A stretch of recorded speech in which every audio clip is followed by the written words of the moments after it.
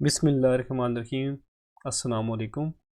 आज की जो ये वीडियो है ये बेसिकली डिज़ाइन डॉक्यूमेंट के ऊपर है कि डिज़ाइन डॉक्यूमेंट जो है उसमें क्या क्या चीज़ें होती हैं।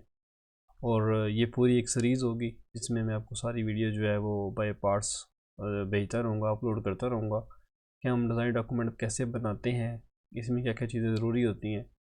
तो इस वीडियो में पहले आपको पूरा एक डिज़ाइन डॉक्यूमेंट का इंट्रोडक्शन देता हूँ कि इसमें क्या क्या चीज़ें जो हैं बनानी होती हैं और वो किस किस सॉफ्टवेयर में बनती हैं।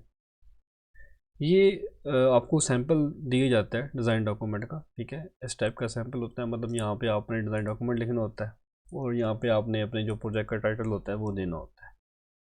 बाकी यहाँ पे नाम, अपने एलएमएस की आईडी, ग्रुप आईडी, सुपरवाइज़र का नेम वगैरह आप मेंशन कर दें।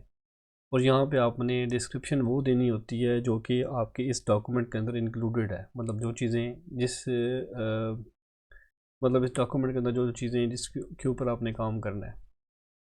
यहाँ पे अपना एलएमएस आईडी लिख सकते हैं, ग्रुप आईडी लिख दें, ज़रूरी नहीं होता। आप चाहें बस ओनली सिंपल अपनी एलएमएस की आईडी लिख सकते हैं। अगर ग्रुप में है तो फिर दोनों आईडीज़ आती हैं, मतलब कोमा के साथ यहाँ पे कोमा लगा के नेक्स्ट जो आईडी होती है वो भी साथ लिखी जाती है।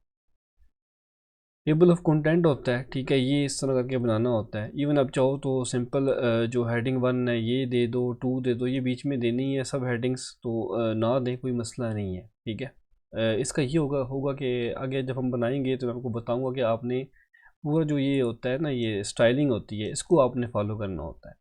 अगर आप स्टाइलिंग को फॉलो करेंगे तभी आपकी इस टाइप का जो है टेबल ऑफ कंटेंट बनेगा, अदरवाइज टेबल ऑफ कंटेंट इस टाइप का फिर नहीं बनेगा। ये खुद ऑटोमेटिक बनता है अगर आप हेडिंग्स को और स्टाइलिंग को जो है वो यूज़ करते हैं तो। फॉर्मेट पेंटर को यूज़ करते हो तो फिर ये आपका उसके हिसाब से बन जाता है।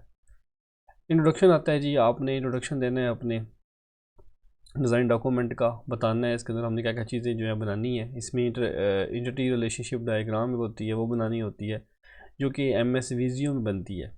इसमें और भी ऑनलाइन टूल्स हैं, Draw.io है, उनको भी यूज़ कर सकते हो, और भी इसके काफ़ी टूल मिल जाते हैं ऑनलाइन।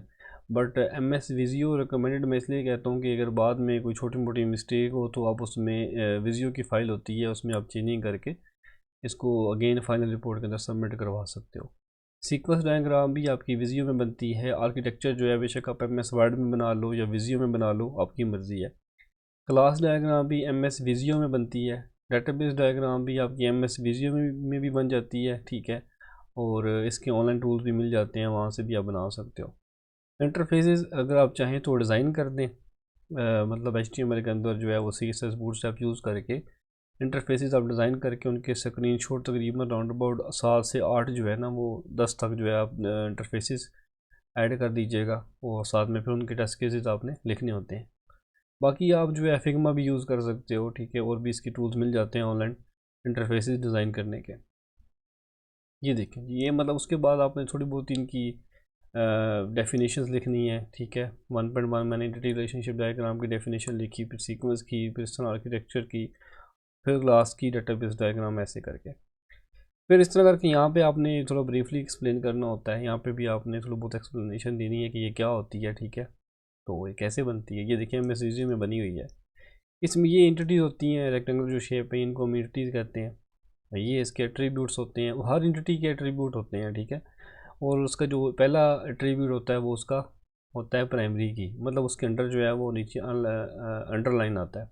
मज़ीद मैं आपको इसकी एंटिटी रिलेशनशिप डायग्राम बनाने के का पूरे आपको पहले मैं गाइड करूँगा नेक्स्ट वीडियो के अंदर कि इसमें ये कैसे बनती है, ये क्या चीज़ें होती हैं, मतलब एंटिटी हम किसको कहते हैं, ठीक है। उसके बाद एट्रीब्यूट जो है वो किसको कहते हैं, फिर रिलेशनशिप जो होता है वो कौन सा होता है, क्या कहते हैं, ठीक है। तो ये देखें, ये बेसिकली डायमंड शेप जो है ना, ये रिलेशनशिप से मतलब रिप्रेजेंट की जाती है। और इस तरह ये रेक्टेंगुलर शेप होती है, फिर इस तरह करके इनका आपस में रिलेशन होता है, एट्रीब्यूट्स होते हैं, तो ये पूरी क्लास डायग्राम बनती है जो बेसिकली मतलब एंटिटीज़ में इसका जो मेन काम होता है ना, ये फ्लो चार्ट होता है इसका। किसको कहते हैं जी, कंसेप्चुअल कह सकते हो डायग्राम ऑफ डेटाबेस। ये कंसेप्चुअल होती है, ठीक है, कि हमारा जो है वो ऐसे करके कंसेप्ट जो है ना हम बनाएंगे। उसके बाद ये सीक्वेंस डायग्राम होती है, कि जो हमारा जो फंक्शंस होंगे, ठीक है, जैसे हम लॉगिन करेंगे तो बेसिकली हम जो है लॉगिन कैसे करेंगे उसका पूरा एक प्रोसेस होता है, ठीक है। वो आपने ग्राफिकली रिप्रेजेंट करना है, तो ये भी आप MS विजियो में बनाते हो। तकरीबन 10 से 12 तक आपने सीक्वेंस डायग्राम्स बनानी होती हैं। 10 से 12 बना लो, 8 बना लो, मतलब जितनी आप बना सकते हो, लेकिन 3-4 नहीं, कम से कम 8 से ज़्यादा होनी चाहिए। लॉगिन, जैसे लॉगिन यहाँ पे बना हुआ है, ठीक है, ऐसे करके मतलब यहाँ पे आपने ये देखें कि इसका ये जो है ना, इसको हम ऑब्जेक्ट कहते हैं बेसिकली। ये ऑब्जेक्ट्स होते हैं, ठीक है, इनकी फिर लाइफलाइन होती है, फिर एक्टिवेशन बार होती है, फिर फंक्शन कॉलिंग होती है, रिस्पॉन्स होता है, ठीक है, फिर एक्टर्स होता है, पहले वाला एक्टर्स को कहते हैं। फिर यहाँ पे फंक्शन डिस्ट्रॉय होता है, जो आपकी एक्टिवेशन बार है वो यहाँ पर डिस्ट्रॉय भी हो रही होती है। तो ये सारा मतलब सेटअप अब आगे आपको मैं स्टेप बाय स्टेप गाइड करूँगा, तभी आपको प्रॉपर समझ आएगी। बस आप थोड़ा इसको देख लें कि यही चीज़ें बीच में ऐड होंगी। उसके बाद जी आगे चलते जाएं जी। ये फिर आर्किटेक्चर डिज़ाइन डायग्राम कुछ इस टाइप की होती है, जिसमें हमने 3 layer architecture design diagram use करनी होती है। अच्छा, इसमें ये नहीं होता कि मतलब देखो आप PHP के प्रोजेक्ट बनाओ, पाइथन के बनाओ, या उसके बनाओ, एंड्रॉयड के बना लो, जिस मर्ज़ी के बनाओ, तकरीबन डायग्राम, ये जो डायग्राम्स वगैरह होती हैं तकरीबन मिलती जुलती होती हैं। मतलब मिलती जुलती इस लिहाज से होती हैं, मतलब बनानी सेम तरीके से होती हैं। मिलती जुलती तो फिर नहीं होती, ठीक है, लेकिन ये शेप इस टाइप की होगी, आपने अपना यहाँ पे डिटेल देनी होती है। ईयर डायग्राम की भी तकरीबन वैसी ही आप डिज़ाइन कर सकते हो, ठीक है, लेकिन आपने फिर अपना जो डाटा है उस हिसाब से उसको डिज़ाइन करना होता है। आप प्रेजेंटेशन लेयर में ये देखें, यहाँ पे हमने 3 layer architecture design diagram use किया, तो यहाँ पे बेसिकली हम HTML CSS बूटस्ट्रैप यूज़ हो रही है, जावास्क्रिप्ट यूज़ हो रही है। तो अगर आप पाइथन के हैं तो वहाँ पे रिएक्ट यूज़ करें, फ्रंट एंड के ऊपर आप वो ले सकते हो, बैक एंड पे आप पाइथन कर लो।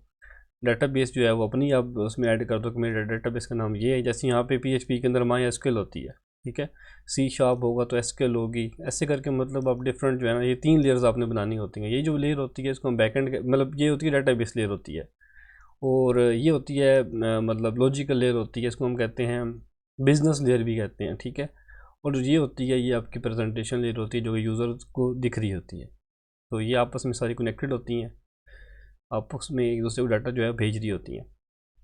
ऐसी क्लास डायग्राम ये होती है, क्लासेस आपस में कनेक्ट होती हैं, ठीक है, क्लासेस के फिर रिलेशन होते हैं, क्लासेस के फिर एट्रीब्यूट हैं, क्लास के फंक्शंस या ऑपरेशंस होते हैं, फिर आगे पब्लिक प्राइवेट वो सारा कुछ देखना है। तो ऐसे आपस में इनके रिलेशन भी हैं, कुछ कंपोजिशन के हैं, कुछ एसोसिएशन के हैं, कुछ एग्रीगेशन के हैं, ठीक है, फिर कुछ इनहेरिटेंस के हैं। तो ये ऐसे करके आपस में ऐड होना है। फिर साथ में इनका जो होता है वो कोऑर्डिनेटरीज होती हैं, 1 to 1, 1 to many, वो सारी सेटिंग, मतलब ये सारा काम मैं आपको नेक्स्ट जो है ना बताता रहूँगा step by step. Database diagram आ जाती है, ये आप जितनी ही मतलब आपने एक बात याद रखनी है, जितनी आपकी क्लास डायग्राम में जितनी इंटिटीज़ होती हैं ना, उतनी ही आपकी क्लासेस होती हैं, और जितनी क्लासेस हैं ना उतने ही आपके डाटाबेस के टेबल्स होते हैं। ये बेसिकली डाटाबेस के ये टेबल होते हैं, ये देखें 1 2 3 4 5 6 7 8, ठीक है। अगर ये ऊपर 8 क्लासेस नहीं है, 1 2 3 4 5 6 7 8, तो मतलब ये रॉन्ग है। अगर ये 8 है तो फिर ठीक है, अब इसकी भी क्लासेस 8 हैं, और डाटाबेस की जो टेबल्स हैं वो भी 8 हैं। तो ये मस्ट ये डायग्राम, ठीक है, ऊपर जो है वो ईयर डायग्राम ये वाली, इसमें जो इंटिटीज़ हैं ना वो सेम टू सेम होनी चाहिए। 1 2 3 4 5 6 7 और ये 8 सेम है, ठीक है, मतलब ये जितनी इसकी इंटिटीज़ हैं उतनी क्लासेस हों, फिर उतनी ही डाटाबेस के टेबल्स भी होने चाहिए। फिर ऐसे करके आप इंटरफेस को डिज़ाइन कर लो HTML के अंदर, उसका स्क्रीनशॉट यहाँ पेस्ट कर दो, रजिस्टर का, लॉगिन का, ठीक है, ऐसे करके फी मैनेजमेंट, यूज़र मैनेजमेंट, जो मतलब आपको माइंड में आता है। यहाँ पे तो कम है ना, तकरीबन 4 हैं, तो तकरीबन आप 7-8 कर दें, 8 से ऊपर कर दें या 8 कर दें, ठीक है।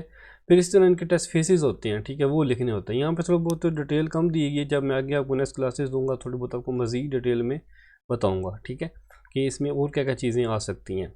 टेबल बहुत छोटा बना हुआ है, इतना भी एक्सेप्टेड है, बट इस थोड़ा अगर मज़ीद इसको जो है एक्सटेंड कर दिया जाए या इनहेंस कर लीजिए, ज़्यादा बेहतर हो जाता है। तो ये टेस्ट केसेस हैं, जितने ही आपके इंटरफेसेस होंगे, ठीक है, उतने आप टेस्ट केसेस बीच में ऐड कर दो कि हमने भाई इनको जो है वो टेस्ट किया है। ये वाला सिर्फ काम होना, इतना सा आपका जो है डिज़ाइन डॉक्यूमेंट जो है ना ये बनना है। तो इससे पहले आपके पास MS विजियो जो है ना ये होना ज़रूरी है। ये जो NMS विजियो ये भी प्रोफेशनल, मतलब नॉर्मल नो 2 टाइप के होते हैं ना, एक स्टैंडर्ड होता है, एक प्रोफेशनल होता है, ठीक है। तो 2 टाइप के आपके पास जो है वो होते हैं, विजियो होते हैं। आपने प्रोफेशनल जो है ना वो इंस्टॉल करना है। तो मज़ीद जो इसका सॉफ्टवेयर है, ठीक है, जो मतलब सेटअप है ऑफिस का, मैं इस वीडियो के लिंक के डिस्क्रिप्शन में दे दूँगा, वो आपने देख लेना है, ठीक है, वहाँ से आप डाउनलोड कर लीजिएगा। बाकी दुआओं में याद रखिएगा। अल्लाह हाफिज़।